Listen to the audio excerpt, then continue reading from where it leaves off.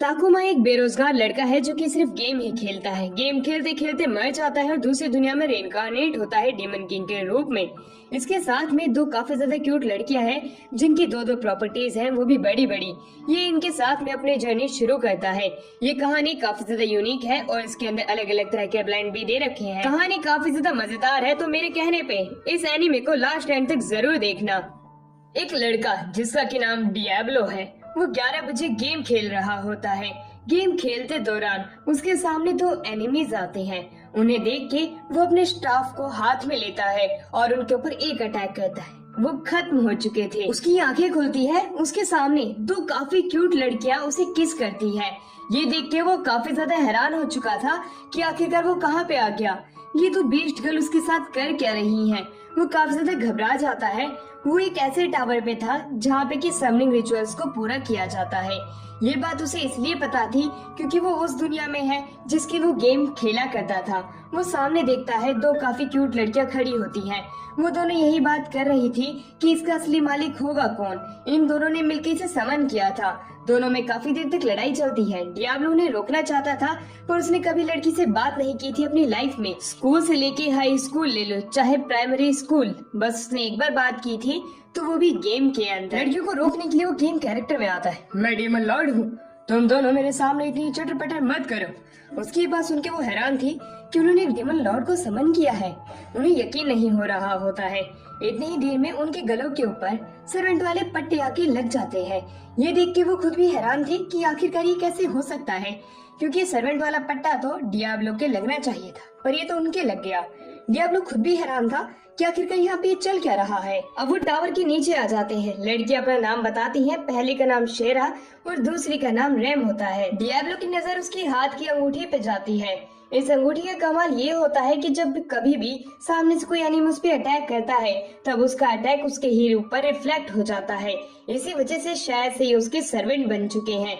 वो सीधा सीधा चल रहे थे, तभी रैम कहती है कि डियाब्लो तुम्हें हमारे साथ सिटी में चलना पड़ेगा। सिटी के अंदर हम जाके ये स्लेव वाला जो रिचुअल था इसे खत्म कर सकते हैं। अब वो लोग टीम अप कर लेते हैं इस चीज के मिशन को पूरा करने के लिए। डियाब्लो भी मान जाता है क्योंकि वो इस दुनिया के अंदर नया है, उसे बेसिक चीजें सीखनी पड़ेगी। अब वो सिटी में आते हैं एक इन के लिए। वो इनको ढूंढने लग जाते हैं। इनके अंदर सिर्फ एक ही कमरा था और उनके पास ज्यादा कमरा लेने के पैसे भी नहीं होते हैं। इसी वजह से अब उन्हें एक ही कमरे के अंदर काम चलाना पड़ेगा। डियाब्लो को जब ये बात पता चलती वो हैरान था क्योंकि वो कभी लड़कियों के साथ तो रहा नहीं है, अब उसे रात भी बितानी पड़ेगी। उसी दौरान जब वो कमरे के अंदर आते हैं, एक लड़की जिसका की नाम सेलेस है वो बाहर आती है। सेलेस जो है वो मैजिक एसोसिएशन की लीडर है। वो यहाँ पर रेम से बात करने आई है, पर रेम के गले के अंदर वो एक फंदा देखती है जो कि सिर्फ सर्वेंट के लिए ही होता है। ये चीज उसे हैरान कर देने वाली थी। शुरुआत में तो वो सिर्फ रैम से ही बात करने आई थी, बट अब उसे इन सब से ही बात करनी पड़ेगी। रेस्टोरेंट के अंदर वो बैठी हुई थी। वो उससे पूछती है तो आखिरकार माजरा क्या है। डियाब्लो उसे बताता है कि मैंने इन्हें फोर्सफुली सर्वेंट नहीं बनाया है, ये अपने आप ही मेरी स्लेव बन चुकी है। इस बात को उन्हें यकीन नहीं होता। इसी बीच खुद को हीरो बनाने के लिए मैजिक एसोसिएशन का एक बंदा उसे कहता है कि तुम्हें सेलेस से अच्छे से बात करनी चाहिए, तुम किस तरीके से बात कर रहे हो। डियाब्लो को गुस्सा आ जाता है। डियाब्लो अपने कैरेक्टर के अंदर आता है। ए लड़के, मैं डेमन लॉर्ड हूँ, तेरी हिम्मत कैसे हुई मुझसे ऐसे बात करने की। अगर तूने अगली बार किया तो मैं तेरा सर तेरे तन से जुदा कर दूंगा। उसकी ये बात सुनकर सेलिस भी सीरियस हो जाती है, उसे चुप रहने के लिए कहती है। वो आगे बात करती है और पूछती है मुझे अच्छे से बता आखिरकार बात क्या थी। रैम और शेरा दोनों बता देते हैं कि उन्होंने ही इसे समन किया था पर सर्वेंट ये लोग बन गए। हम इस चीज को जल्द ही खत्म कर देंगे। और ये बात सुन के सेलेस वहाँ से चली जाती है। डियाब्लो पूछता है रैम से आखिरकार बात क्या है। रैम उसे नहीं बताना चाहती थी क्योंकि ये एक बहुत बड़ा सीक्रेट है। डियाब्लो को पता होता है कई बार एनपीसीज जो होते हैं वो मेन क्वेस्ट के अंदर मदद करते हैं। अब वो रैम को अपने हाथों में उठा लेता है और उसे वहाँ से ले जाने लग जाता है और कहता है अब आज मैं तुम्हें रात को टॉर्चर करूंगा। उसकी ये बात सुनकर सभी लोग हैरान होते हैं। उस इनके कमरे के अंदर रैम जो थी वो उसे बेड के ऊपर लेटा देता है और अब वो उसे उल्टा कर देता है। वो उसे जानना चाहता था बात क्या है। रैम उसे शुरुआत में बताने से इनकार करती है क्योंकि अगर वो ये बात जान गया तो वो उसकी मदद नहीं करेगा। पर डियाब्लो उसके कान को छूता है जो कि काफी ज्यादा सॉफ्ट थे।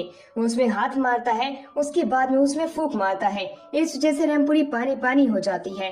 वो उसे सच बता देती है कि उसके अंदर जो है एक डीमन लेडी है जिसे कि क्रैब्स कहते हैं। अगर वो मर जाती है तो उसके शरीर से बाहर आ जाएगी। ये बात कहने के बाद में रैम कहती है, मुझे पता है डियाब्लो, तुम भी मुझे छोड़ दोगे। जिसके ऊपर डियाब्लो मना कर देता है। उसे पता था क्रैब्स जो है वो एक डीमन लॉर्ड है इस गेम की, पर वो अभी तक स्टोरी में नहीं आई थी क्योंकि वो जब आ गया था वो पावरफुल डीमन लॉर्ड बन गया था इस दुनिया का। अब वो उसे बात करते हुए कहता है, मैं तुम्हें कभी अकेला नहीं छोड़ूंगा, तुम चिंता मत करो। मैं क्रैब्स को तुम्हारे अंदर से बाहर निकालूंगा और मैं उसे खत्म कर दूंगा। तुम अपनी लाइफ अच्छे से जी सकती हो। उसकी ये बात सुन के रैम जो होती है वो काफी ज्यादा सैड हो जाती है क्योंकि अभी तक जितने भी लोगों को इसके बारे में पता था वो सारे के सारे उससे दूर हो जाते थे। पर डियाब्लो ऐसा पहला पर्सन है जो कि उसकी मदद करने के लिए तैयार है। वो उसे गले से लगा लेती है और रात को वो उसी के ही साथ सोने की बात करती है। पर दूसरी तरफ हमारे डियाब्लो सिग्मा मेल की तरह बाहर आ जाता है। खुली हवा में सांस लेने के लिए वो बैठा ही था कि मुसीबत उसके पास खुद चल के आती है। मेज एसोसिएशन का वही लड़का जिसे कि डियाब्लो ने डांटा था वो वहाँ पे आता है दारू पी के। दारू पीने के बाद उसे गाली देता है और माँ बहन करने लग जाता है। दारू भी वो उसके कपड़ों पे फेंक देता है।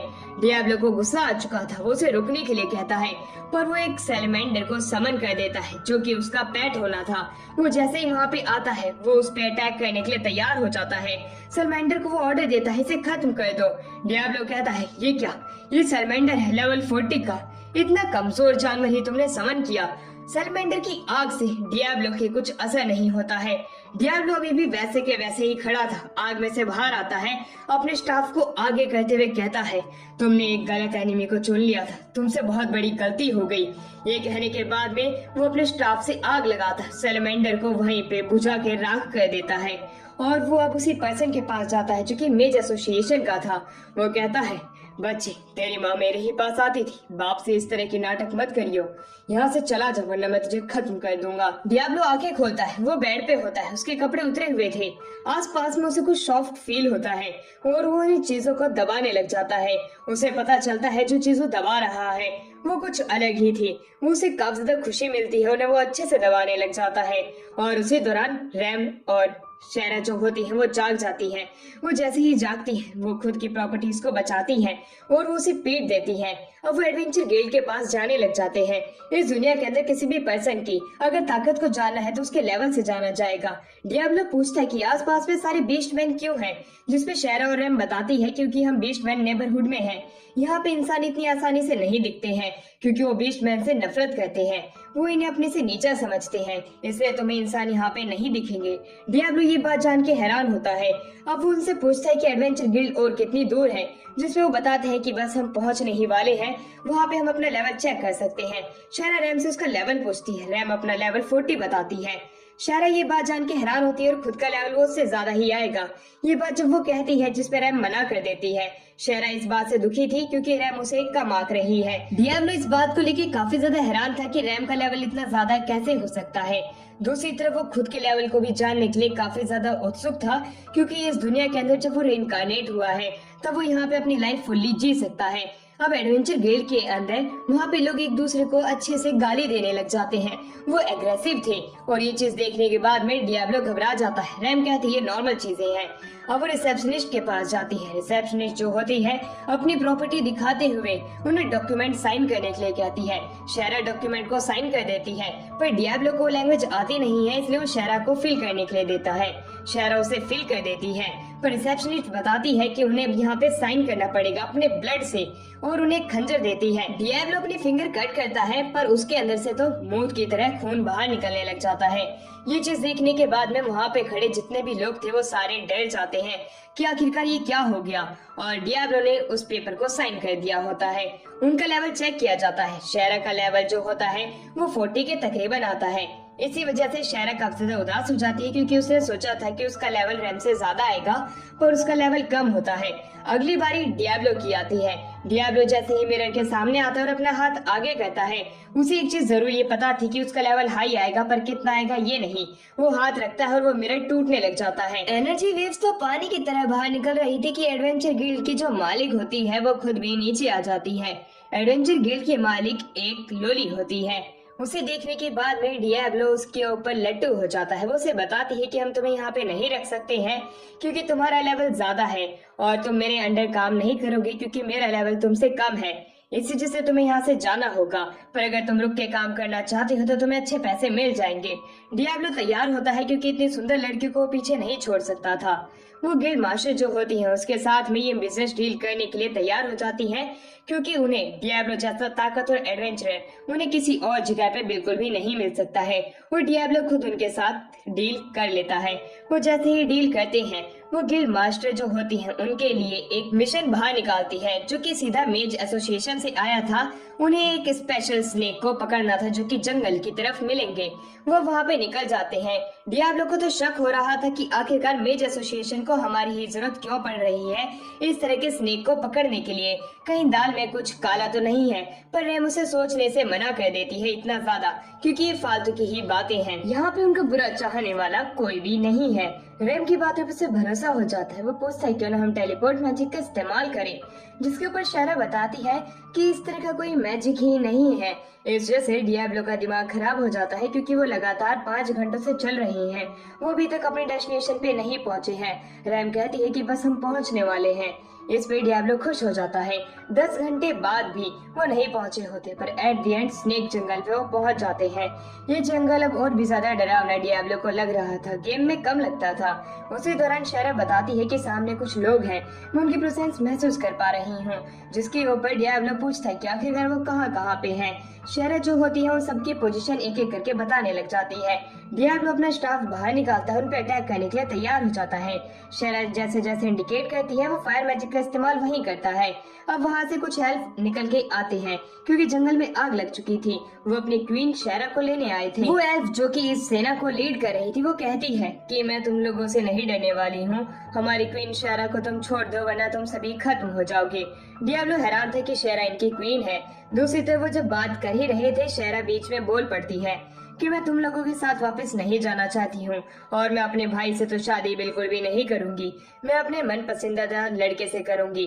वहीं दूसरी तरफ डियाब्लो जो होता है वो भी शायरा की सारी बातें सुन रहा होता है कि आखिरकार यहाँ पे चल क्या रहा है। शायरा की बातों से उसे एक बात पता चल चुकी थी कि ये रेबल किड को देखती है और ये एक इंडिपेंडेंट वुमेन बने रहना चाहती है। पर तभी सामने खड़े जितने भी एल्फ सर्वेंट होते हैं वो यहाँ से शायरा को लेके ही जाएंगे, चाहे कुछ भी हो जाए। यही उनकी आखिरी बात होती है। इनके पास और कोई चारा नहीं बचता, इसलिए डियाब्लो इसके आगे की चीज संभालने की बात करता है। वो एल्फ की आर्मी जो होती है उसके ऊपर एरो से अटैक कर देती है। उन्हें लग रहा था कि वो डियाब्लो को हरा देंगी, पर उसके ऊपर एक बाल जितना भी फर्क नहीं पड़ रहा था। वो हैरान थी। उन्हें पता चल चुका था कि सामने वाला एनिमी ताकतवर है। अब वो मैजिक एरोज जो होती हैं वो अपनी पॉकेट से बाहर निकालती है। ये मैजिक एरो जो है वो ताकत से ताकतवर मॉन्स्टर को भी मारने का दम रखता था। डियाब्लो भी यही देखना चाहता था कि आखिरकार ये कितने ज्यादा ताकतवर है। वो एरो भी उसके ऊपर काम नहीं आता। अब डियाब्लो की बारी थी। डियाब्लो अपना एक हाथ ऊपर करता है और स्टाफ बाहर निकाल लेता है। स्टाफ की मदद से वो वहाँ पे आइस मैजिक को समन करता है। पूरी जगह बर्फ से ढक चुकी थी। उसी दौरान हमें वहीं पे मैच एसोसिएशन के उसी पर्सन को दिखाया जाता है जिसका डियाब्लो के साथ में 36 का आंकड़ा है। उसे देख के वो उसके पास जाता है। वो उसे बता देता है कि मैंने मेज एसोसिएशन के नाम से ही तुम लोगों को एक ट्रैप में फंसाया था। ये बात सुनकर डियाब्लो गुस्से में था। रैम उसे बताती है तुम्हारी ये बात जो है मेज एसोसिएशन तक जाएगी, तुमने उनका नाम का गलत इस्तेमाल करके लोगों की जान खतरे में डाली है। ये बात सुन के वो पर्सन जो था काफी ज्यादा घबरा जाता है और वहाँ से भागने की कोशिश करता है, और इतना ज्यादा डरा हुआ था कि वो सही से चल नहीं पाता और गिर जाता है। उसी दौरान एल्फ जो होती है यानी कि शायरा वो अपने सर्वेंट को यहाँ से जाने के लिए कह देती है, क्योंकि अब उसके कुछ नए दोस्त बन गए थे और उसे उनके मिशन में मदद करनी है। उसी के ही बाद वो आएगी। अगर उसे किसी से प्यार उस बीच हो जाता है तब वो बिल्कुल नहीं आएगी। वो रैब को जाके गले से लगा लेती है। अब वो लोग वापस से गिल्ड पे आते हैं। गिल्ड मास्टर उनसे माफी मांगती है और उन्हें एक न्यू मिशन देती है, पिछले मिशन की गलती को इस मिशन से छिपाने की कोशिश करती है। उसी दौरान उन्हें ये बात भी पता चल जाती है कि यह सेलिस ने ही दिया होता है, मेज एसोसिएशन की लीडर ने। इसका नाम सुनते ही रैम जो होती है वो इस मिशन पे नहीं जाना चाहती थी, क्योंकि पता नहीं ये कहीं वापस से उनकी कोई चाल तो नहीं है ट्रैप में उन्हें लाने के लिए। पर उसके ऊपर सिल्विया उसे मना कर देती है, क्योंकि ये खुद सेलिस ने ही ऑर्डर दिए हैं। फिर भी रैम नहीं जाना चाहती थी। डियाब्लो को ये बात पता थी, ये जो मिशन है ये पिछली गलती के लिए ही उन्हें मिला है, क्योंकि उन्हें ट्रैप में फंसाया गया था और इसका जो रिवॉर्ड है वो काफी ज्यादा हाई है। अगर उन्हें ये पैसे मिल जाते हैं तो उनके आने वाले 1 महीने का खर्चा उन्हें ऐसे ही मिल जाएगा। और दूसरी तरफ इन्हें कुछ वाइन की बोतल और खाने का सामान एक फोर्ट तक पहुंचाना है। उसी दौरान वो बात करने लग जाते हैं रैम से। रैम अकेले ही वहां से निकल जाती है, उन्हें मिशन पूरा करने के लिए कहती है। एमिल नाम का एक एडवेंचर, जो कि एडवेंचर गिल्ड का सबसे ताकतवर प्लेयर होता है, वो वहाँ पे आके कहता है कि तुम उन दोनों लड़कियों को छोड़ दो, मैं जानता हूँ कि तुमने उन्हें अपनी ही मर्जी से पालतू बनाया है। उसकी ये बात सुन के वो हैरान था। अब वो एमिल उससे फाइट करना चाहता था। डियाब्लो भी तैयार था, क्योंकि वो उसके अंदर एक राइजिंग स्टार को देख सकता है, जो कि उसकी आंखों से ही पता चलता है। वो उससे फाइट करने के लिए तैयार हो चुका था। वो उसे सबसे पहले अटैक करने के लिए कहता है। एमिल इसके लिए तैयार हो जाता है, क्योंकि वो हमेशा बुराई के खिलाफ खड़ा रहेगा और अच्छाई को जिता के रहेगा। वो अपनी स्वॉर्ड एनर्जी का इस्तेमाल करता है और वो डियाब्लो के ऊपर अटैक करता है। डियाब्लो अपने स्टाफ से उसके अटैक को रोक लेता है। ये देख के एमिल हैरान था और एमिल को इस बार अपनी सीक्रेट टेक्निक का इस्तेमाल करना पड़ता है। एमिल इसका इस्तेमाल नहीं करना चाहता था, वो ऐसा कहता है। सारी एनर्जी उसके अंदर आ चुकी थी बाहर की, पर उसी दौरान डियाब्लो उसके मुंह पे एक मुक्का मार के उसे बेहोश कर देता है। अब वापस से एमिल पृथ्वी पे लेट चुका था। एमिल की आंखें कुछ समय बाद खुलती है। वो खुद को ठीक करता है, गुस्से से खड़ा होकर कहता है, डियाब्लो मैं तुम्हें खत्म कर दूंगा, तुम सच में बुराई के देवता हो। जिसके ऊपर डियाब्लो कहता है, तुम ट्राई कर सकते हो। एमिल का बहुत ज्यादा गुस्सा आ चुका था, वो उस पर अटैक करने के लिए आगे बढ़ता है, पर उसी दौरान बीच में हमारी रैम और शेरा दोनों कूद पड़ती हैं। वो कहती हैं कि इसने ऐसा नहीं किया है, हम दोनों ने ही इसे समन किया था और उसके बाद हमारे ऊपर ही ये समनिंग रिचुअल लग गया। ये बात सुन के खुद एमिल भी हैरान होता है। एमिल कहता है कि मुझे पता नहीं था कि तुम एक अच्छे इंसान हो डियाब्लो, पर मैं तुम्हारी कभी भी मदद करने के लिए तैयार हो जाऊंगा जब भी तुम्हें मेरी जरूरत पड़ेगी, तुम चिंता मत करना। ये कहने के बाद में वो वहाँ से निकल जाता है। डियाब्लो हैरान था कि किस तरह का ये बंदा है। तो दूसरी तरफ हमें दिखाया जाता है कि कैसे हमारी शेरा और डियाब्लो जो होते हैं फोर्ट की तरफ बढ़ रहे होते हैं। फोर्ट जो होता है वो मॉन्स्टर और फॉलन की आर्मी से इस सिटी को बचाने का काम करता है। शेरा उसी समय यहाँ पे नहाने की बात करती है, पर डियाब्लो साफ साफ इनकार कर देता है, क्योंकि इस बार जो उन्हें मिशन मिला है इससे कुछ ज्यादा ही पैसे मिल रहे हैं और वो इस बीच कोई भी ऐसी नौटंकी नहीं करना चाहते हैं।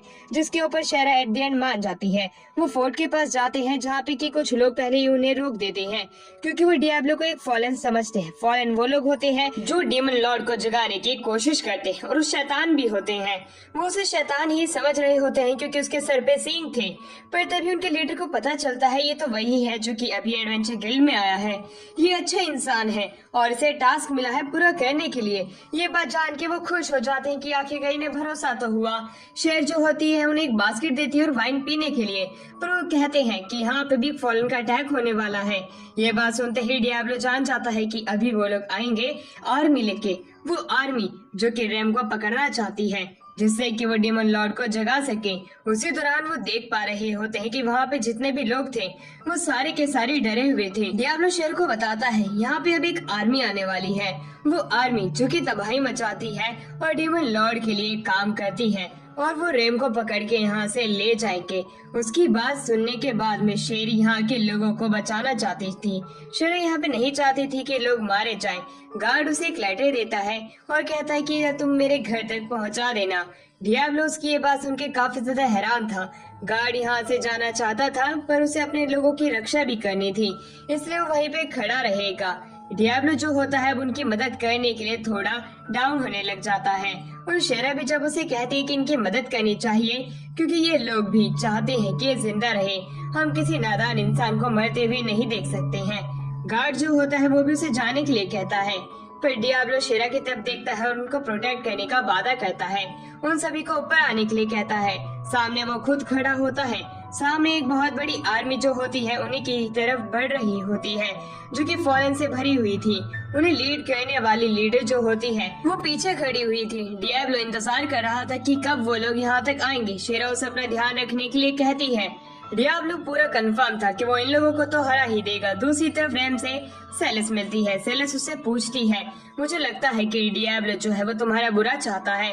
रैम साफ साफ इनकार कर देती है कि वो वैसा इंसान नहीं है जैसा कि तुम समझ रही हो, पर अभी भी सेलेस को उस पर यकीन नहीं होता है।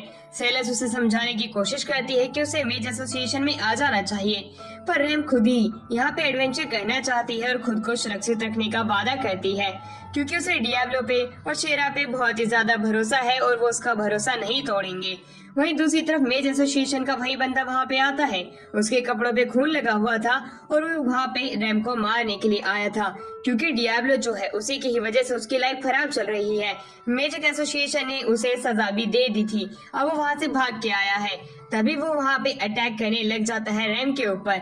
रैम जो होती है वो काफी ज्यादा घबरा जाती है, क्योंकि उसके ऊपर अटैक करने के लिए आगे बढ़ रहा है। वो अपने पेट को उसे लपेटने के लिए कहती है। स्नेक उसे पूरे तरीके से जकड़ लेता है, पर तभी वो एक फॉलन में तब्दील हो जाता है। फॉलन वही शैतान होते हैं जो कि डीमन लॉर्ड को जगाने में मदद करते हैं। अब वो उनसे फाइट करने लग जाता है। कुछ मेज वहीं पे रुक के उनकी रक्षा करने का वादा करते हैं और यहाँ से भाग जाने के लिए कहते हैं। दूसरी तरफ डियाब्लो भी डीमंस को मार रहा होता है। अब डीमंस एक एक करके मरने लग जाते हैं। इसी वजह से जनरल को आगे आना होता है। जनरल एक लड़की होती है और डियाब्लो से फाइट करने के लिए आगे आई हुई होती है। डियाब्लो को यकीन था कि वो इससे नहीं हारेगा। अब वो जनरल जो होती है हेड ऑन फाइट करने के लिए आगे बढ़ जाती है। दूसरी तरफ सेलेस जो होती है वो अभी भी रैन को प्रोटेक्ट कर रही होती है। वो सीन से भाग जाती है, पर उस दौरान भी वो फैलन जो होता है उनके पीछे अटैक कर रहा होता है। वो भगते भगते एक ऐसे डेड एंड पे आ जाती है जहाँ से निकलना नामुमकिन था। फैलन भी वहीं पे आ जाता है। अब उस फैलन से फाइट वो लोग नहीं कर सकते थे, तब भी वो एक समन करती है रैम। रैम का वो जो बीस्ट था वो उसे हराने की कोशिश करता है, पर वो नाकामयाब होता है। बीस्ट उतना ताकतवर नहीं था कि वो एक मॉन्स्टर को हरा सके। जब रैन और सेलेस को लगने लग जाता है कि अब वो हार चुके हैं, उसी दौरान बीच में एमिल आ जाता है। एमिल उनकी रक्षा करने के लिए तैयार होता है। सेलेस उसे जाने का ऑर्डर भी देती है, पर वो मानने वालों में से नहीं था। वो उससे फाइट करने के लिए तैयार था अपने कुछ और साथियों के साथ में जो कि एडवेंचर गिल्ड के ही थे। वो सभी उसके ऊपर अटैक करते तो हैं, पर वो मॉन्स्टर बहुत ही ज्यादा ताकतवर था, क्योंकि वो एक सॉर्सरर रह चुका था। वो उनके अटैक को आसानी से रोक लेता है। वो चाहे उसके ऊपर कितना भी अटैक कर ले, उसके ऊपर कुछ असर ही नहीं होता है और वो उन्हें अपनी एनर्जी से पीछे कर देता है। एमिल को पता था कि वो इससे नहीं जीत पाएगा। वो उसे रोकने की अपनी पूरी कोशिश करेगा, चाहे उसमें उसकी जान ही क्यों न चली जाए। वो कोशिश भी करता है, पर मॉन्स्टर उसके स्वॉर्ड को रोक लेता है और कहता है, तुम चाहे कुछ भी कर लो, तुम मेरा कुछ नहीं बिगाड़ पाओगे। मैं इससे पहले एक ताकतवर मॉन्स्टर और सॉर्सरर रह चुका था।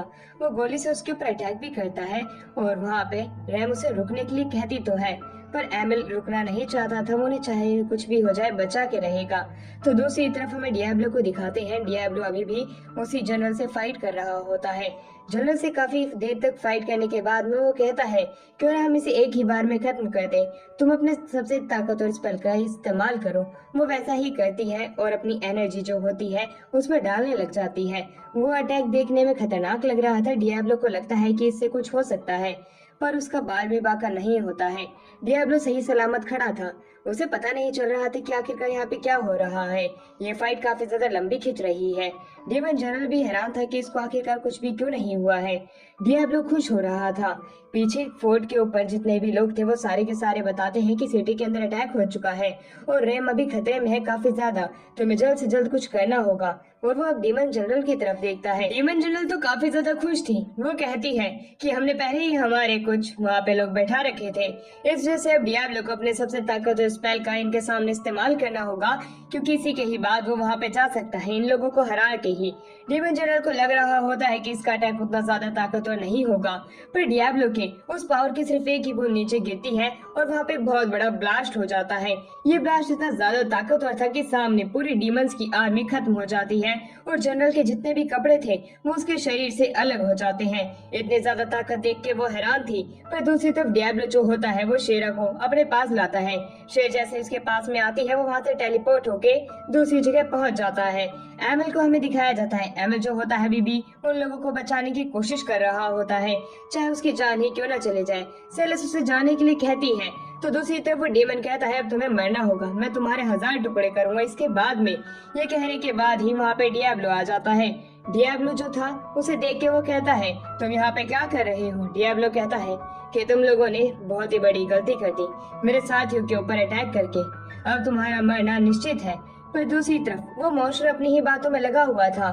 वो मॉन्स्टर कहता है कि तुम्हें क्या लगता है कि बाहर हजारों डीमन की आर्मी क्या यहाँ पे तुम्हारे लिए काम करने आई है? वो थोड़ी ही देर में यहाँ पे आती होगी। डियाब्लो कहता है कि वो कब की खत्म हो चुकी है। उसे यकीन नहीं हो रहा था और अब वो खुद डियाब्लो पे अटैक करने के लिए तैयार हो जाता है। वो उसके ऊपर अपनी मैजिक फायर का इस्तेमाल करता है, पर शायद से उसका मैजिक फायर कोई काम नहीं आता है, क्योंकि उस रिंग की वजह से वो सारे अटैक रिफ्लेक्ट हो गए थे। वो उसी के ही लगते हैं। वो इंजर्ड हो गया था, पर तभी अब वो ग्रेविटेशनल ऑर्ब का इस्तेमाल करता है और वो डियाब्लो की तरफ फेंकता तो है, पर वो उसी के ही ऊपर आके लगता है। वो अटैक एम्पलीफाई हो जाता है। वो मरने लग जाता है। वो रहम की भीख मांगने लग जाता है, पर डियाब्लो उसे छोड़ने वाला नहीं था। वो उसकी ताकत और भी ज्यादा बढ़ा देता है और उस मॉन्स्टर को वहीं पे खत्म कर देता है। अब उस मॉन्स्टर की जो सोल होती है, जो कि उसके शरीर से बाहर निकलती है, वो उसकी सोल को एक ब्लैक रेलम में डाल देता है, जिससे कि वो वहाँ पे प्रताड़ित होता रहे। अब वो अपने साथियों के पास में जाता है, जो कि काफी ज्यादा इंजर्ड हो चुके थे। वो लोग उसे संभालते हैं और वो कहता है कि मैं तुम्हें हमेशा ही प्रोटेक्ट करूंगा, चाहे कुछ भी क्यों ना हो जाए। रेम, सेलिस और एमल सभी लोग काफी ज्यादा खुश होते हैं। रेम ये सोच में पड़ चुकी थी कि डियाब्लो सच में उसे बचाने आया है। शुरुआत में तो उसे भी यकीन नहीं हुआ था कि वो बच पाएगी। डियाब्लो कहता है कि मैं तुम्हारी रक्षा करूंगा क्योंकि तुम दोनों मेरी स्लेव हो। उसकी ये बात सुन के वो हकीकत में उसे अपना बॉस कहने लग जाती है और मास्टर नाम से पुकारती है। ये बात सुनते ही डियाब्लो भी काफी ज्यादा खुश होता है कि इन्होंने उसे अपना मास्टर स्वीकार कर लिया है एट दी एंड। अब एक काफी बड़ा फ्यूनरल होता है, जो कि उन लोगों का था जिनके ऊपर मॉन्स्टर ने अटैक किया था, वो मारे गए थे। अब हमारा डियाब्लो सोचता है मुझे ताकतवर बनना पड़ेगा और भी ज्यादा इन लोगों को बचाने के लिए, क्योंकि अब ये सिटी मेरी हो चुकी है। मुझे इन लोगों की रक्षा करनी है। जैसे ही अब वो लोग अपने फोर्ट पे पहुंचते हैं, जब उन्हें बात पता चलती है कि सभी लोग आपस में मिलजुल के काम कर रहे हैं पूरी सिटी को ठीक करने के लिए, वो सारी चीजें जो कि नष्ट हो गई थी वो ठीक होने लगती है। डियाब्लो लेटा हुआ था, उतनी ही देर में वहाँ पे शेरा आती है।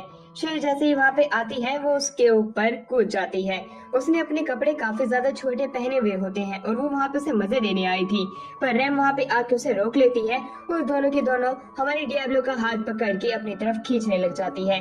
सिल्विया वहाँ पे आती है, उन्हें बताती है कि उनके लिए अब अगला क्वेस्ट आया है। रैम जल्दी से दूर हटती है। सिल्विया उसे बताती है कि उन्हें जल्द से जल्द शेर को जो है एल्फ किंगडम को देना पड़ेगा, वरना एल्फ किंगडम 10 दिन बाद यहाँ पे अटैक करना शुरू कर देंगे ह्यूमन रेस के साथ में।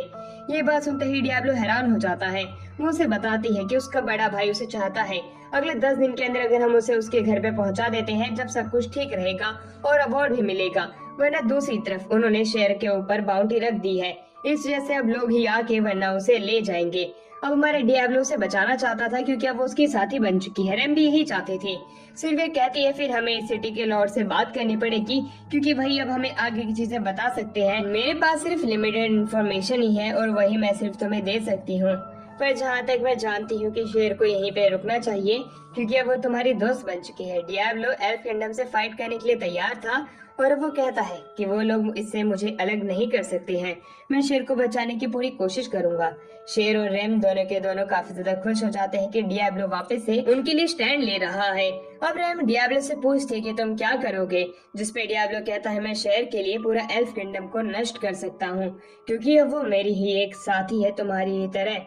ये बात सुन के वो और भी ज्यादा खुश थे। दूसरी तरफ हमें दिखाया जाता है वो सिटी के अंदर से होते हुए लॉर्ड के घर की तरफ जा रहे होते हैं। जाते जाते वो लॉर्ड के बारे में पूछते, जिसपे सिल्विया बताती है कि वो 30 साल से इस सिटी की रखवाली कर रही हैं। यहाँ पे जितने भी फलन मॉन्स्टर आए हैं वो उन सभी को मारते हुए आ रहे हैं। उनकी ताकत का अंदाजा लगाया नहीं जा सकता है, क्योंकि कभी उनका लेवल चेक ही नहीं हुआ है, इसलिए तुम्हें तमीज से उनके सामने रहना पड़ेगा। वो उसके घर पे आते हैं। लॉर्ड सामने बैठे हुए थे। लॉर्ड वहाँ पे आके खुद को इंट्रोड्यूस कराते हैं। वो लेफ्टिनेंट जनरल रह चुके हैं एम्पायर के लिए और राजा के कहने पे वो यहाँ पे इस जगह की रखवाली करने आए हैं। सिल्विया और रैम जो होती हैं, ये बात सुनते ही खुद को जेंटल तरीके से उनके सामने खुद को इंट्रोड्यूस कराती है, क्योंकि उनकी जो पोजीशन है अब वो और भी ज्यादा बेहतरीन हो चुकी है, क्योंकि वो लेफ्टिनेंट जनरल है। वो उनकी ही तरफ देखने लग जाते हैं। सिल्विया जो होती है वो काफी ज्यादा हैरान होती है। पहली बात तो ये जान के कि ये जो लॉर्ड है इस सिटी के वो लेफ्टिनेंट जनरल है और यहाँ पे ये रखवाली करने आए हैं। पर दूसरी तरफ डियाब्लो को तो कोई अंदाजा ही नहीं होता है कि वो कैसे खुद को इंट्रोड्यूस कराए। फिर भी वो कोशिश करता है और उसे बताता है कि उसका नाम डियाब्लो है। डियाब्लो ने पहली बार शांति से खुद को इंट्रोड्यूस कराया था। तो दूसरी तरफ लॉर्ड जो होते हैं वो भी हैरान होते हैं कि वही लड़का है जो कि खुद को डीमन किंग कहता हुआ फिरता है। वो उसका नाम डियाब्लो डीमन किंग बोलते हैं। ये बात सुनते ही हमारे डियाब्लो के अंदर एक अलग सी एनर्जी आ जाती है। वो चिल्लाते हुए कहता है, हाँ मैं ही हूँ डियाब्लो किंग। उसकी ये बात सुनते ही उसके साथी काफी ज्यादा घबरा चुके थे कि वो सिचुएशन को कैसे सॉल्व करेंगे। वो अलग अलग बातें बनाते हैं पर लॉर्ड को इससे ज्यादा फर्क नहीं पड़ता है। अब वो सीधा मुद्दे पे आने के लिए कहते हैं। वो जानते हैं कि वो शेर को बचाना चाहते हैं और उसके पीछे रीजन क्या है, क्योंकि अगर वो एल्फ किंगडम से फाइट करते हैं तो ह्यूमन रेस का घाटा हो सकता है और लोगों की जान भी जाएगी। और एक ही तरीका है इस वॉर से खुद को बचाने का कि वो शेर को लौटा दे। पर डियाब्लो ऐसा नहीं चाहता था। वो लॉर्ड से ये बात सीधी कहता है। इस पे लॉर्ड शेर के खुद के ही थॉट जानना चाहते थे। वो शेर को बताने के लिए कहते हैं। शेर बताती है कि वो खुद की जिंदगी खुद जीना चाहती है, किसी के ऊपर निर्भर नहीं रहेगी, जैसे कि वो रेबल किड को फॉलो करती है। लॉर्ड जो होते हैं रेबल किड का नाम सुनते ही खुश हो जाते हैं, क्योंकि वो रेबल किड के खुद भी फैन रह चुके होते हैं। उनके पास एक ही ऑप्शन है, इस फाइट को रोकना। अगर वो फाइट को रोक पाते हैं तो वो शेर को खुद रख सकते हैं। उसके बीच में लॉर्ड कुछ भी नहीं बोलेंगे। लॉर्ड की ये बात सुन के खुद हमारा डियाब्लो भी हैरान होता है। अब वो लॉर्ड की मदद मांगते हैं। लॉर्ड किंगडम से कुछ एक नाइट को बुलाता है जो कि लड़की होती है जिसका नाम एल्सिया होता है। एल्सिया खुद को इंट्रोड्यूस कराती है और खुद के साथ में वो चांदी की एक पोटली लेके आई थी जो कि सिक्कों से पूरी घचाघच भरी हुई होती है। जैसे वो वहाँ पे आती है खुद को इंट्रोड्यूस कराते हुए कहती है कि मैं रॉयल नाइट हूँ, ये पोटली तुम लोगों के लिए है। तुमने सिटी को मॉन्स्टर्स के अटैक से बचाया था, इसलिए किंग ने तुम्हें इतने पैसे दिए हैं रिवॉर्ड के रूप में। और वहीं वो एल्सिया जो होती है वो बाकी के लोगों से बहुत ही अच्छे तरीके से इंट्रोड्यूस हो रही होती है और करा रही होती है। ये देख के डियाब्लो हैरान था कि इसकी कम्युनिकेशन स्किल्स कितनी ऊपर है। अब एल्सिया जो होती है एक एक करके सबसे मिलने के बाद में डियाब्लो से मिलती है और डियाब्लो को शुक्रिया अदा करती है क्योंकि उसने ही मॉन्स्टर को रोका था। और वो उसे खुद का आइडियल बताती है क्योंकि वो रैम की और श्रेय की भी मदद कर रहा है। वो उनकी मदद करना चाहती है इस टास्क के अंदर क्योंकि वो एल्फ किंगडम से फाइट करने जा रही है। डियाब्लो उसे ले जाने के लिए तैयार हो जाता है। वो जब सिटी के अंदर घूम ही रहे होते हैं, रैम पूछती है कि आखिरकार हम कहाँ जा रहे हैं। डियाब्लो से बताता है कि जो मेरा वेपन है वो वाकई में काफी ज्यादा पावरफुल है। मैं कोई नॉर्मल अटैक भी करता हूँ तो सामने वाला आदमी मारा जाता है, इसलिए मैं कोई वीक सा वेपन ढूंढने वाला हूँ जिससे कि मेरी पावर ज्यादा यूज ना हो पाए। अब वो ये करते करते एक ब्लैक स्मिथ की शॉप पे आता है। वहाँ से वो एक साइट ले लेता है जो कि देखने में डरावना लग रहा था। जैसे वो सिटी में आगे बढ़ते हैं वो देख पा रहे होते कि यहाँ पे शांति है। एक स्मोक बम श्रेय के आगे आ जाता है जिससे कि वहाँ पे स्मोक फैल जाता है। इस जैसे आगे कुछ भी दिखाई नहीं पड़ता। कुछ लोग उस धुएं में से शेर को वहाँ से लेके चले जाते हैं। श्रेय को वहाँ से जाते हुए देख के डियाब्लो अपने साइड घुमाता है, स्मोक सारा हट जाता है। वो उनका पीछा करना तो चाहता था पर सामने दो एनिमीज आ जाते हैं जो कि बाउंटी हंटर होते हैं। उनके ऊपर वो साइड से इस्तेमाल करता है। डियाब्लो ने एक ही अटैक में उन्हें हरा दिया होता है। कुछ और बाउंटी हंटर्स भी इसी तरह उनके सामने आते हैं पर इस बार उसकी टीम में ज्यादा मेंबर हैं, जैसे कि एल्सिया उन्हीं की ही टीम मेंबर है जो कि एक रॉयल नाइट है। वो भी वहाँ पे मदद करती है कुछ बाउंटी हंटर्स को हराने में। और वो डियाब्लो को एक ऑप्शन देती है कि वो जल्दी से भाग के जाए और वो श्रेय को बचा ले। श्रेय का पीछा करने के लिए हमारा डियाब्लो फुल स्पीड से भागता है। वो उन लोगों के बराबर ही आने वाला था कि उसी दौरान वो देख पाता है एमिल बीच में आ चुका था। एमिल श्रेय के सामने था और वो उन दोनों बाउंटी हंटर्स को हरा देता है और उन्हें बंदी बना चुका था। वहीं पे वो कहता है कि इन लोगों से मैं निपट लूंगा, तुम लोग श्रेय का ध्यान रखना। जिसके ऊपर डियाब्लो पूछता है कहीं वो इन्हें मार तो नहीं डालेगा, जिसके ऊपर एमिल कहता है नहीं नहीं तुम चिंता मत करो, मैं इन्हें नहीं मारने वाला हूँ।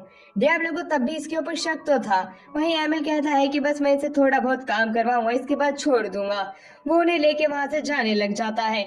वहीं दूसरी तरफ हमें दिखाया जाता है कि कैसे एमिल अब उन्हें मोटिवेशनल स्पीच देता है कि तुम्हें लोगों को परेशान नहीं करना चाहिए। जाते जाते वो कहता है तुमने मेरी मदद की थी इसलिए ही मैंने तुम्हारी मदद की है, इसके बारे में ज्यादा मत सोचना। डियाब्लो, रेम और श्रेय जो होते हैं वो एक रेस्टोरेंट में आते हैं। उनके सामने सैलिस बैठी हुई होती है। वो उससे पूछते हैं अगर हमें स्लेव कॉन्ट्रैक्ट को हटाना है तो हम क्या करें। सैलिस बताती है कि यहाँ पे अभी स्लेव्स को बेचने के लिए कार्विन आई हुई है, तुम वहाँ पे जाके उनसे मदद मांग सकते हो, पर मेरे ख्याल से तुम्हें श्रेय को लौटा देना चाहिए एल्फ किंगडम को, इससे इस जगह पे शांति बनी रहेगी। पर डियाब्लो ऐसा नहीं चाहता था। अब वो स्लेव कार्विन के पास में जाते हैं। अभी तो वहाँ पे कोई भी नहीं आया हुआ था। वहीं पे डियाब्लो पूरा कंफर्म कर चुका था कि हाँ अब उसे स्लेव कॉन्ट्रैक्ट हटाना है। एल्सिया उससे पूछती है कि उसे अभी भी श्रेय को लौटा देना चाहिए, पर वो ऐसा नहीं करना चाहता है क्योंकि श्रेय के साथ अब वो काफी टाइम बिता चुका है और अब वो उसकी फैमिली की तरह है। अब वहीं पे अगले दिन हमें दिखाया जाता है कि कैसे वो सभी लोग स्लेव कार्विन के वापस से पास में आते हैं और वो उनका दूसरा दिन होता है। वो यहाँ पे स्लेव कॉन्ट्रैक्ट को हटवाने के लिए आए होते हैं। वो पर्दा खोलते हैं। सामने मेडुसा नाम करके एक लड़की थी। वो वहाँ पे दो स्लेव को देखती है तो वो समझ जाती है कि कहीं ये थ्रीसम तो करने नहीं आया है। वो तैयार होती है पर डियाब्लो कहता है कि तुम गलत सोच रही हो लड़की, मैं यहाँ पे ऐसा कुछ करने नहीं बल्कि स्लेव कॉन्ट्रैक्ट को कैंसिल करने के लिए आया हूँ। मेडुसा उसके ऊपर मान जाती है और वो उसकी एनर्जी फ्लो को देखते हैं जो कि काफी ज्यादा था। वो उसे ये बात बताती है। ये बात सुन के वो हैरान थे कि ये मैजिक फ्लो देख सकती है, वहीं पे श्रेय भी ये देख सकती है। ये बात जान के रेम और भी ज्यादा हैरान होती है कि वो भी एनर्जी फ्लो देख सकती है। मेडुसा उनकी प्रॉब्लम सुनती है। उनकी प्रॉब्लम काफी ज्यादा यूनिक होती है, इसलिए वो इनकी इस प्रॉब्लम को सॉल्व करने के लिए मान तो जाती है, पर ये मेथड वो ज्यादा लोगों को नहीं दिखा सकती है। इसलिए यहाँ पे सिर्फ वही लोग रहे जिसे कि स्लेव कॉन्ट्रैक्ट को रद्द कराना है और बाकी सारे लोग यहाँ से चले जाएं। उसकी ये बात सुन के सभी लोग हैरान होते हैं। एल्सिया रुक के ये वाला कॉन्ट्रैक्ट देखना चाहती थी कि स्लेव कॉन्ट्रैक्ट कैसे कैंसिल होते हैं। वो रुकना चाहती है पर दूसरी तरफ वहीं पे मेडुसा रेम की तरफ देखती है और कहती है किसी डेमन ने तुम्हें प्रेग्नेंट तो नहीं किया है। वो हैरानी से मना करने लग जाते पर एल्सिया और श्रेय को लगता है कहीं डियाब्लो के बीच में कुछ हुआ तो नहीं है। डियाब्लो मना करता है और कहता है ऐसा कुछ भी नहीं है, तुम लोगों को बाहर चले जाना चाहिए, यहाँ पे सिर्फ मैं और श्रेय ही रुकेंगे। उसकी ये बात सुनने के बाद में एल्सिया काफी ज्यादा दुखी हो जाती है और रेम भी, पर उन दोनों को बाहर जाना पड़ता है। मेडुसा भी अब उन्हें बाहर जाने के लिए कहती है क्योंकि ये चीज सिर्फ उन्हीं दो लोगों में हो सकती है जिनके बीच में स्लेव कॉन्ट्रैक्ट हुआ है और इस समय भी श्रेय को उस स्लेव कॉन्ट्रैक्ट को रद्द करवाना है। रेम उससे पूछती है क्या वो मेरा एनर्जी फ्लो पहले भी देख सकती थी, जिस पर श्रेय कहती है हाँ, इस वजह से तो मैंने तुमसे दोस्ती की थी। वो गुस्सा हो जाती है पर श्रेय बताती है कि मेरी दोस्ती तुम्हारे लिए उतनी ही प्योर है जितनी की तुम प्योर हो। ये बात सुन के वो हैरान हो जाती है कि श्रेय उसकी वाकई में चिंता करती है। अब हमें दिखाया जाता है श्रेय पूरी तरीके से नेक्ड हो चुकी थी। बाहर जो खड़े बंदे थे वो यही सोच रहे थे कि अंदर क्या हो रहा होगा। वहीं पे एल्सिया रेम से बोलती है कि श्रेय को पता है कि तुम्हारे अंदर कुछ तो खास बात है, तुम चिंता मत करो, तुम्हारे दोस्त तुम्हारा साथ देने के लिए तब भी तैयार होंगे जब उन्हें पता चलेगा कि तुम्हारे अंदर डीमन है, तुम चिंता मत करो। वो उसकी एनर्जी को छिपाने के लिए उस पे एक सील लगाती है पर वो सील कुछ भी काम नहीं आती क्योंकि उसके ऊपर पहले से एक मैजिक यूज हुए था।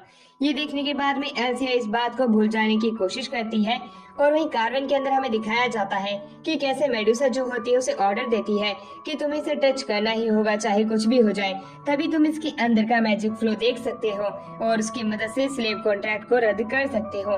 वो उसे छूने लग जाता है। वो उसके शरीर को धीरे धीरे करके छूता है और उसे अपने स्टाफ की तरह महसूस करने की कोशिश करता है।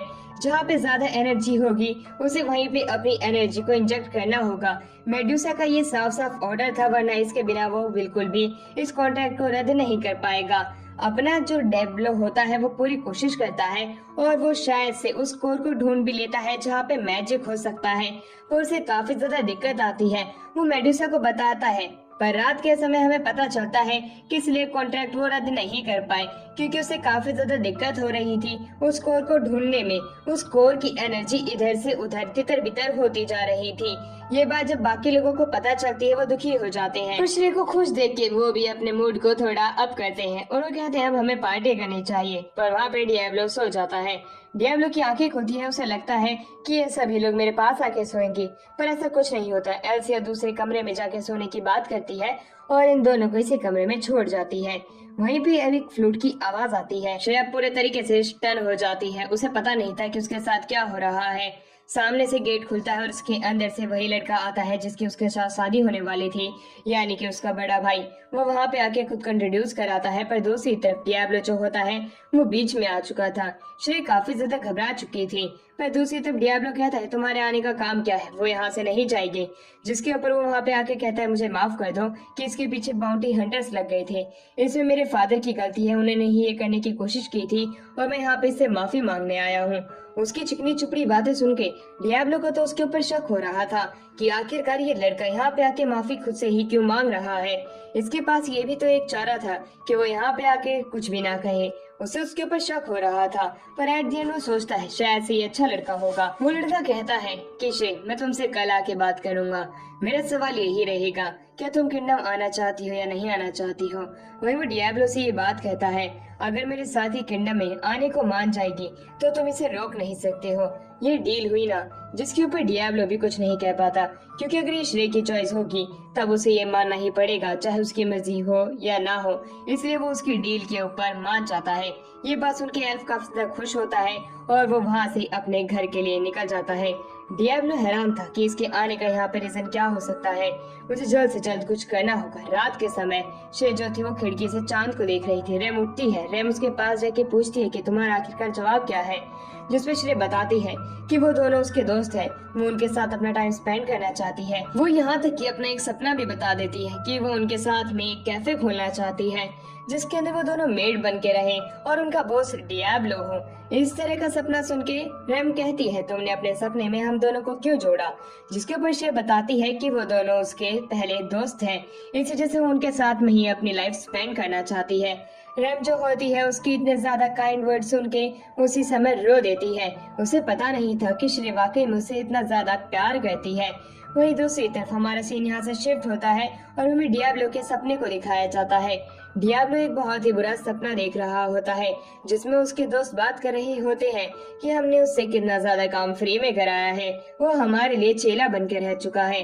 वहीं डियाब्लो ने ये सारी बातें सुन ली होती है। शुरुआत में तो उसे लगा था कि ये उसके अच्छे दोस्त हैं, पर ये सब सिर्फ उसका ही वहम था। लोग उसका इस्तेमाल करते हैं और छोड़ के चले जाते हैं।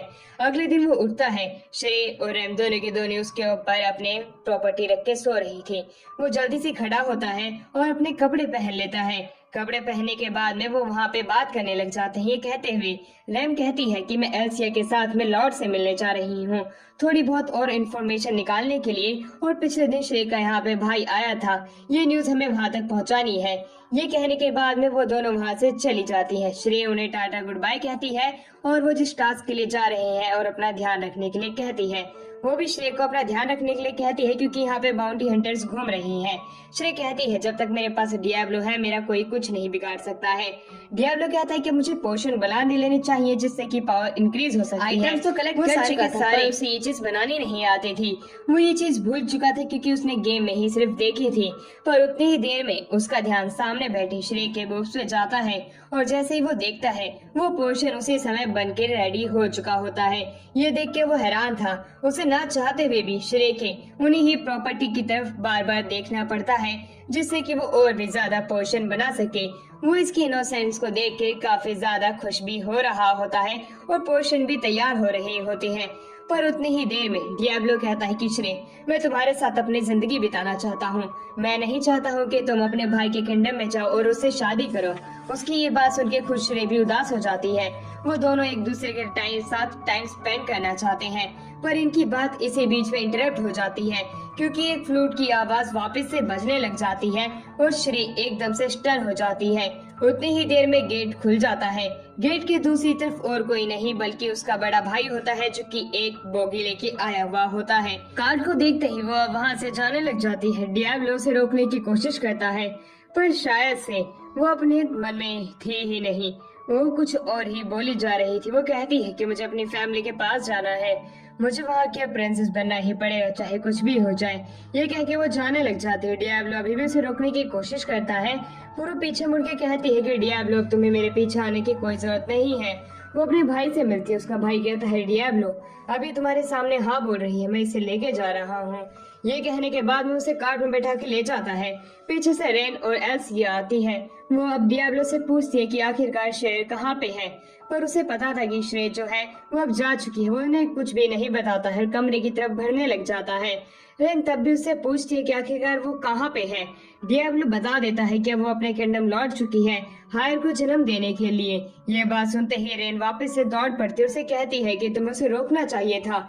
डियाब्लो कहता है, जाने वाले को कौन रोक सकता है, वो अपनी मर्जी से गई थी। वो कमरे में अकेला होता है, पर रेन आके कहती है कि मेरी कुछ समय पहले रेन से श्रेया की बात हुई थी और उस दौरान उसने यही कहा था कि वो उनके साथ में अपना समय गुजारना चाहती है।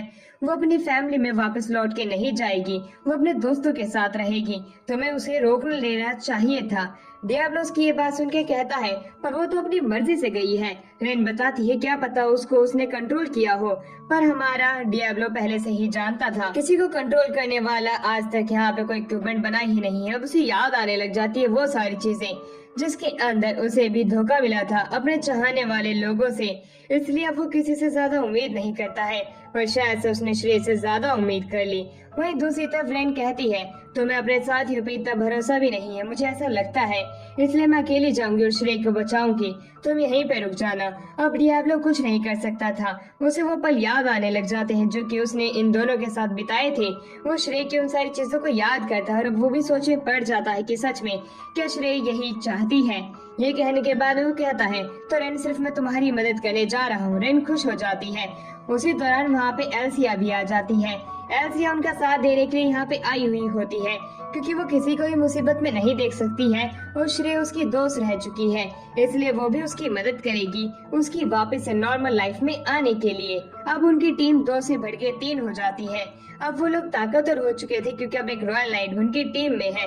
तो दूसरी तरफ हमारा सीन यहाँ से शिफ्ट होता है जहाँ पे कि श्रेय को उसके भाई ने पकड़ के कैंप में रखा होता है। उसे कहता है कि तुम स्लेव बनी घूम रही थी, पर ये देखो इस फ्लूट से तुम मेरे काबू में आ गई, ये कितनी अनोखी बात है। तुम शुरुआत में मेरे साथ बच्चा करने के लिए मना कर रही थी, पर इस फ्लूट की वजह से अब तुम उसके लिए तड़पोगी। ये टिपिकल इंडियन रेपिस्ट जैसा लग रहा होता है। फिर दूसरी तरफ श्रेय उसके कंट्रोल से बाहर जाने लग जाती है। वो उसके कान मरोड़ देता है और उससे हर एक चीज करवाने की बात करता है। श्रेय काफी ज्यादा इमोशनल हो चुकी थी, पर उसी समय एक धमाका होता है बाहर की तरफ। उससे उसको ज्यादा फर्क नहीं पड़ता है। वो अब वहाँ पे अपनी एक दूसरी चाल चलता है। एक बास्केट के अंदर से वो एक स्लाइम बाहर निकालता है जो भी किसी भी इंसान के टच में आती है तो वो उसके कपड़े को खा जाती है। वो इतनी ज्यादा घिनौनी हरकत कर रहा था कि श्रेय को उसके ऊपर काफी ज्यादा गुस्सा आ रहा था। श्रेय उससे अपना भाई कहने से भी डर रही होती है। वो रोने लग जाती है। उतनी देर में उस कैंप के कर्टन जो होते हैं वो खुलते हैं। डियाब्लो वहाँ पे आता है और वो सबसे पहले श्रेय को आजाद वहाँ से करा देता है। वो काफी ज्यादा गुस्सा था, वो स्लाइम को काट देता है, श्रेय को आजाद करा देता है। श्रेय का भाई कहता है तुम्हारी यहाँ पे आने की हिम्मत कैसे हुई? श्रेय यहाँ पे खुद आना चाहती थी, मैं उसे लेके नहीं आया हूँ। और वो बाहर देखता है कि उसके सभी लोगों को उसने पीट दिया होता है।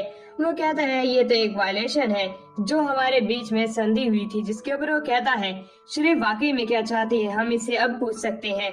जिसपे वो कहता है तो ठीक है श्रेय बताओ तुम किसके साथ में रहना चाहती हो?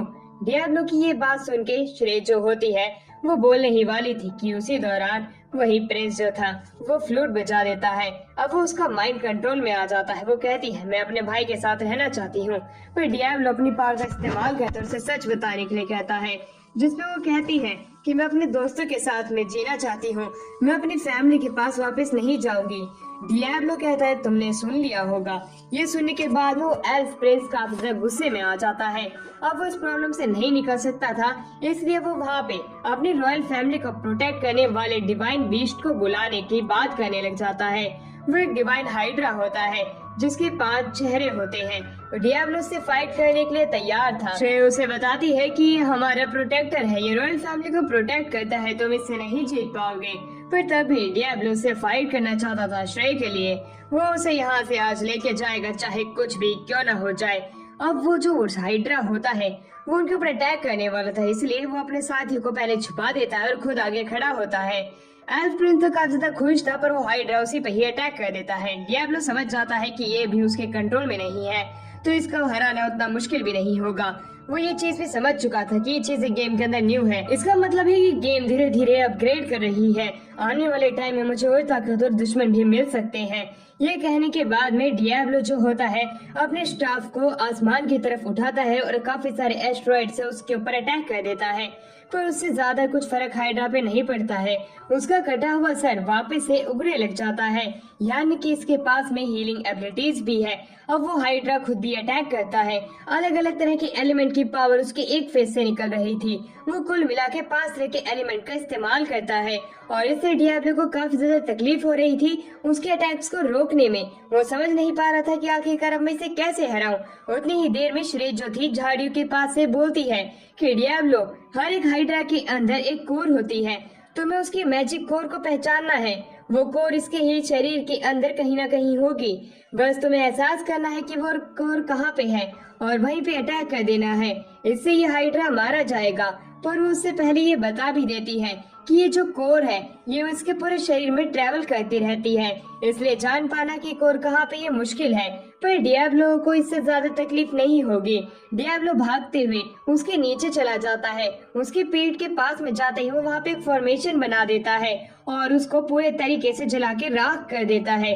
फॉर्मेशन काफी बड़ी थी, पूरा हाइड्रा जल के मारे राख हो जाता है और कोर भी जल जाती है। वो अब उसी एल्फ प्रिंस के पास जाता है। वो कहता है कि तुमने काफी सारी गलती करी है जिसकी भरपाई अब तुम्हें करनी ही पड़ेगी। वो उसे मारने के लिए पूरे तरीके से तैयार था। एल्सिया बीच में आकर उसे रोकना तो चाहती थी, पर डियाब्लो का गुस्सा कुछ ज्यादा ही था।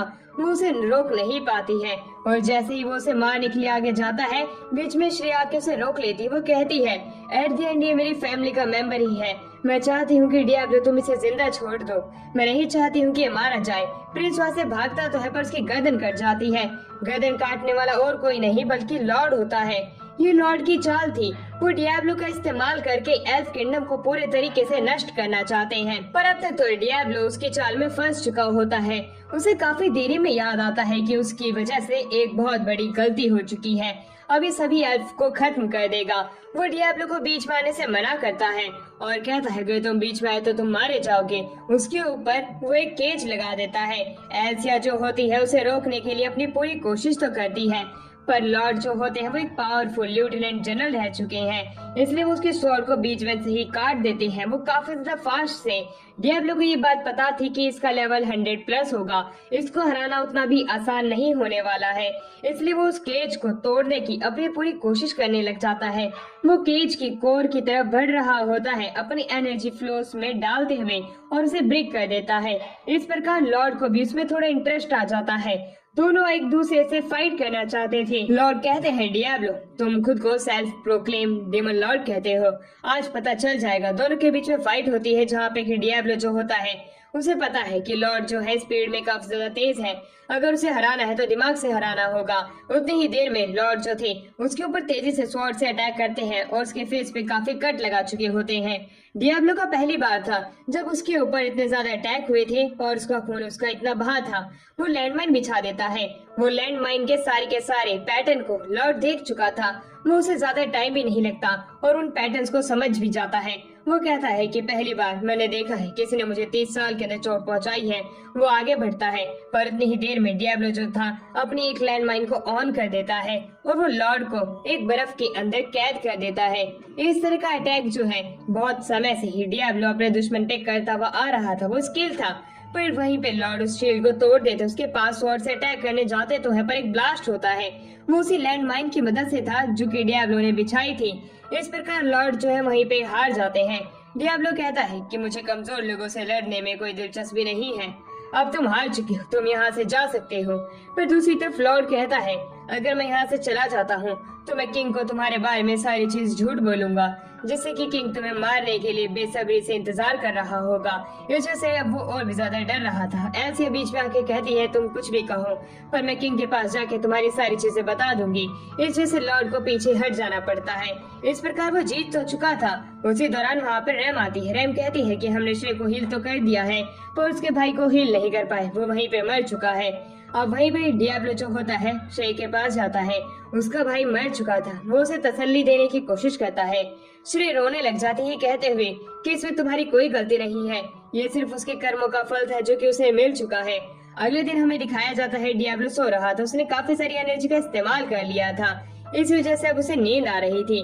उसी दौरान सिल्विया जो होती है, सिल्विया उसे एक ड्रिंक पीने के लिए देती है, जिसकी मदद से उसके साइड इफेक्ट ये है कि कोई भी पर्सन जो कि इसको पिएगा वो अपने माने को जल्द ही रिकवर कर लेगा।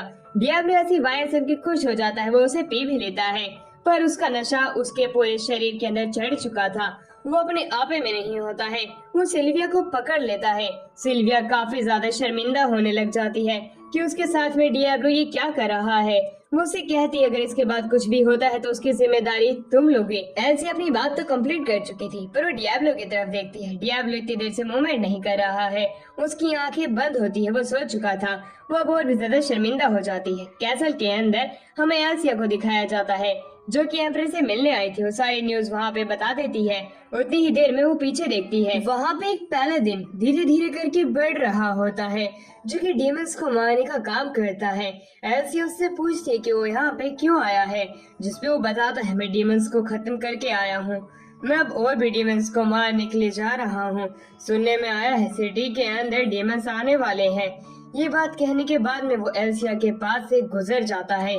दूसरी तरफ हमारा सीन शिफ्ट होता है जंगल के अंदर। रेन जो होती है वो यहाँ पे श्रेय को एक पेट को समन करना सिखाती है, उसके साथ में स्लेव कॉन्ट्रैक्ट बनाना भी वो ऐसा ही करती है।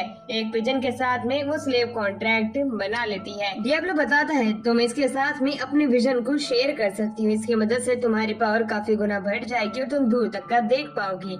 ये बात जान के श्रेय काफी ज्यादा हैरान होती है। अब वो दोनों अपने कपड़े उतार के नहाने के लिए जाती है। वहाँ से डियाब्लो भी उन्हें देख रहा था तो उन्हें गुस्सा आ जाता है। इतने में ही जनरल वहाँ पे आके रेम को पकड़ लेती है और वो कहती है कि मैं इसके अंदर से उसे डीमन को बाहर निकाल सकती हूँ, और वो उसकी कहानी जानती है। उसे काफी ज्यादा बुरा लगता है।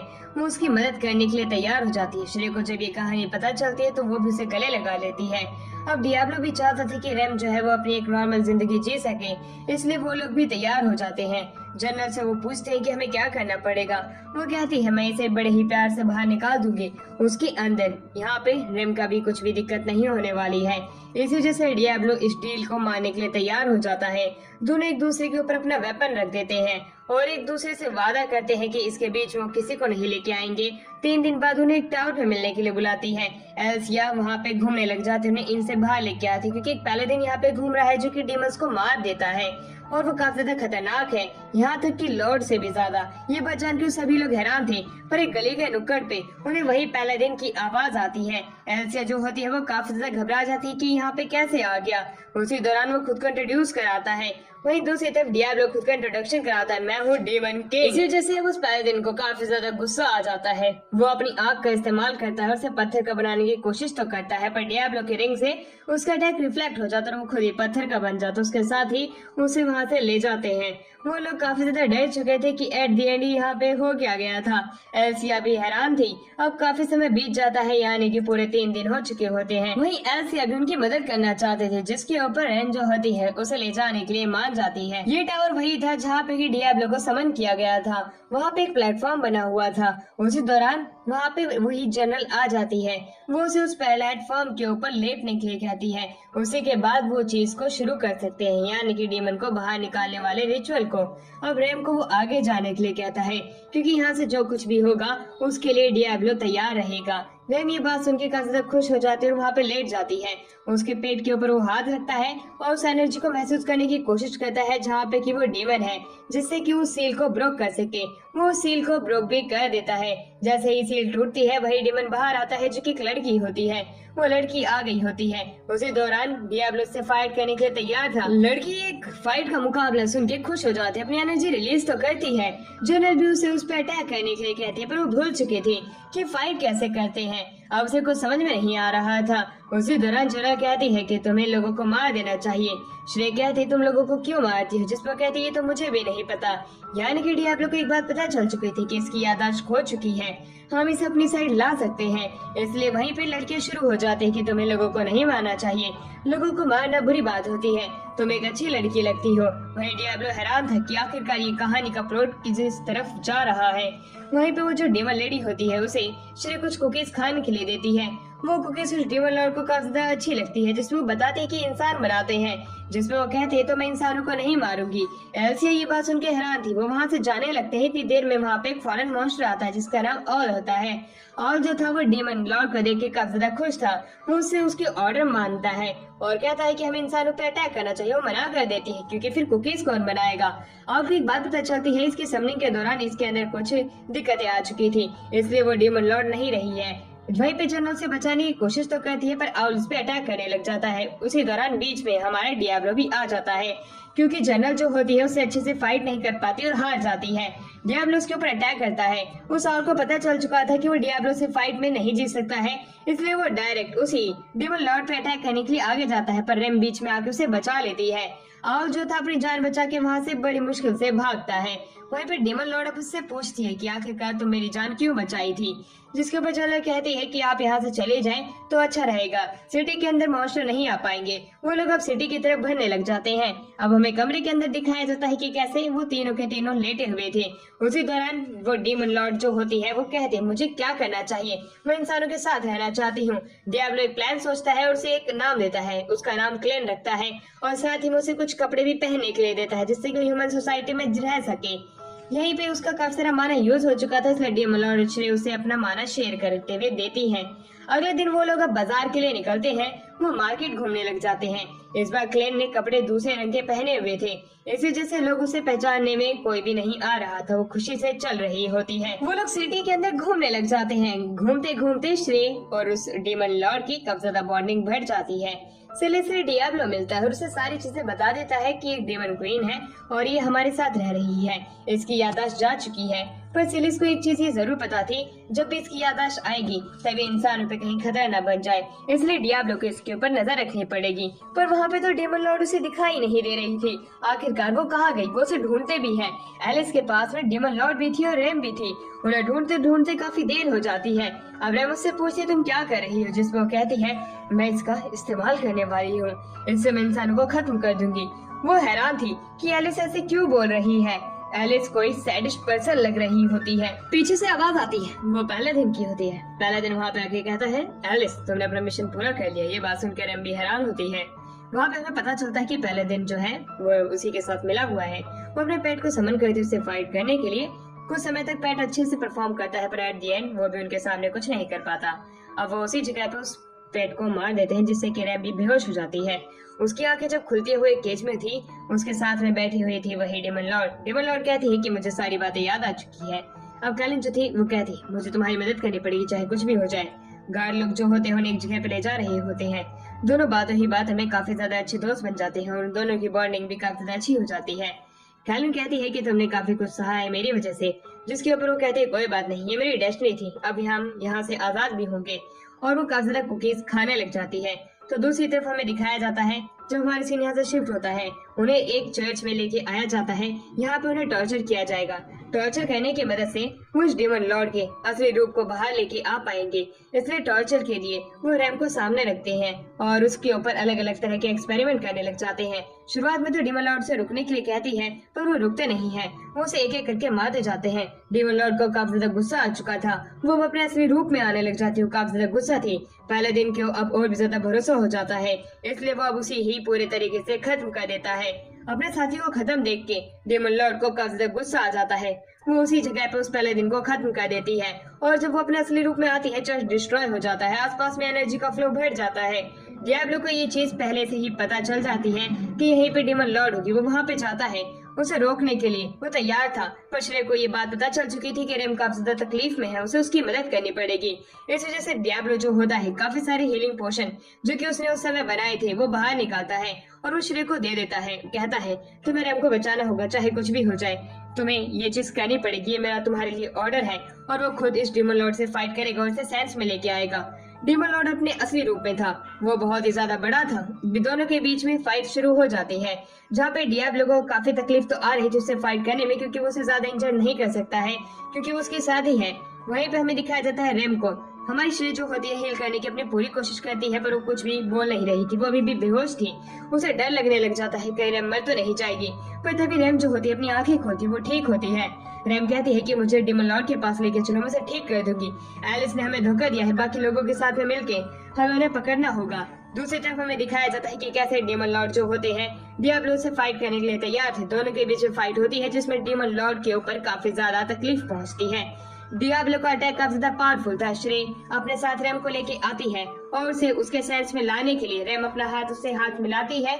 इसकी मदद से दोनों के जो आपस में कॉन्शियसनेस जो होते हैं वो आपस में मिल जाते हैं। तो दूसरी तरफ सेलेस ने वापस से वो प्रोटेक्टिव शील्ड सिटी के ऊपर लगा दी होती है। एमएल भी वहाँ पे आता है। ये सभी लोग काफी ज्यादा इमोशनल हो जाते हैं इस तरह की बॉन्डिंग देख के। कैलिन माफी मांगती है, रैम उसे माफ कर देती है। डियाब्लो भी वहीं पे था। एमएल कहता है तुम्हारा बहुत बहुत धन्यवाद, तुमने वापस से सिटी को बचा लिया। और उनको पता था कि यहाँ पे साफ साफ गलती इस एल्सिया की है और साथ में जनरल की है, इसलिए वो दोनों में से किसी एक को जरूर खत्म करना चाहता था। इसलिए वो सबसे पहले एल्सिया पे अटैक करने के लिए तैयार होता है, पर बीच में जनरल आ जाती है और उसे बचा लेती है। वो लोग वहाँ से फ्लाई करके निकल जाते हैं। वहीं पे हमें दिखाया जाता है सिल्विया आती है और कहती है अभी भी डेमन लॉर्ड इंसानों के लिए परेशानी है, हमें कुछ करना होगा। जिस पे डियाब्लो उसे अपना सर्वेंट बनाने की बात करने लग जाता है। सिल्विया काफी ज्यादा हैरान थी। डियाब्लो वैसे तो कभी भी अपने दिमाग का इस्तेमाल नहीं करता था, पर शायद से इस बार उसने इस्तेमाल किया। वो उसी सर्वेंट बनाने वाले क्रिस्टल को बाहर निकालता है, उसे अपने मुंह में लेके डायरेक्ट ट्रांसफर कर देता है उसे डेमन लॉर्ड के मुंह में, जिससे कि इन दोनों के बीच में एक स्लेव कॉन्ट्रैक्ट साइन हो जाता है। अब इसकी मदद से जो डेमन लॉर्ड है वो इनके साथ में आसानी से रह सकते हैं बिना कोई परेशानी खड़ी किए। रात के समय वो एक एक कमरे में थे, पर बीच में वहाँ पे एल्सी आ जाती है जो कि जनरल को बचाने के लिए वहाँ पे आई थी। श्रे को बंदी बना के उसे हील करने के लिए कहती है। इसी वजह से वो उसे हील करने के लिए तैयार तो हो जाते हैं, पर वो ऐसे ऐसे पूछते हैं कि आखिरकार वो ये सब क्यों कर रही है, उसका असली रीजन क्या है। जनरल वापस से खड़ी होकर ये सारी चीजें बताने के लिए उसे कहती है। एल्सिया श्री को छोड़ देती है और वो कहती है शुरुआत से ही मेरा बचपन काफी ज्यादा कठिन बीता है। मैं ऑर्फन थी, मैंने इंसानों का वो असली रूप देखा है जो किसी ने नहीं देखा था। ये पृथ्वी जो इंसानों की वजह से इतनी ज्यादा खराब है, वो इंसानों के चले जाने की जैसे अच्छी होगी। वो खुद को मार देने की कोशिश करती है, पर डियाब्लो से रोक देता है और कहता है तुम्हारे अंदर भी अच्छाई है, तुम अगर उसे ढूंढने की कोशिश करोगी तब वो तुम्हें मिल जाएगी, तुम्हें अच्छे से रहना चाहिए। उसकी मोटिवेशनल स्पीच उसके ऊपर काम आती है, वो रोने लग जाती है और अच्छे इंसान बनने का नाम लेके वो सिटी से चली जाती है। दूसरी तरफ हमें दिखाया जाता है कि कैसे वो चारों ने अपनी जर्नी वापस से शुरू कर दी होती है, जिसमें डियाब्लो होता है, श्रे, रैम और डेमन लॉर्ड होती है। वो वैसे ही घूम रहे होते हैं। घूमते घूमते उन्हें एक बात पता चलती है कि वो काफी ज्यादा आगे आ चुके होते हैं, इसलिए वो वहाँ पे नहाने का प्लान बनाते हैं। तो दूसरी तरफ वो डियाब्लो को भी ज्वाइन करने के लिए कहते हैं। वहीं डियाब्लो जो होता है वो सनबाथ लेने की बात कहता है, क्योंकि वो इनके साथ नहीं जाएगा, क्योंकि यहाँ पे जो लोग नहाते हैं तो वो अपने पूरे क्लोथ्स उतार देते हैं और वो दूसरी दुनिया से आया है, जो कि इसके लिए ये चीज नॉर्मल नहीं है। वो कहता है मैं अभी जाऊंगा और अपने मैजिक की प्रिपेयर करूंगा, अपने मैजिक को और भी ज्यादा ताकतवर बनाना चाहता हूँ। ये कहने के बाद वो उन दोनों को दूसरी तरफ जाने के लिए कहता है और खुद ही अपनी जर्नी पे निकल जाने की बात कहता है। ये कहने के बाद वो थोड़ा आगे जाता है और वो सामने देखता है एक ट्री का कुछ हिस्सा पड़ा हुआ होता है। वो टेलीकिनेसिस पावर का इस्तेमाल करते उसे हवा में उड़ा देता है। उसके ऊपर वो खड़ा होता है और वहाँ से उड़ते हुए आगे की तरफ जाने लग जाता है। ये मैजिक दोनों लड़कियों को हैरान करके रख देता है, क्योंकि उन्होंने ऐसा मैजिक पहले नहीं देखा था। इसी के साथ में ये वाला पार्ट यहीं पे एंड होता है। अगर आपको इसका वाकई में सीजन 2 देखना है तो हमारी इस वीडियो के ऊपर 5 के लाइक का टारगेट जरूर से पूरा करा देना। इसका पार्ट 2 हमारे इस चैनल पे आ जाएगा, जो कि आपको स्क्रीन पे दिखाई पड़ रहा है।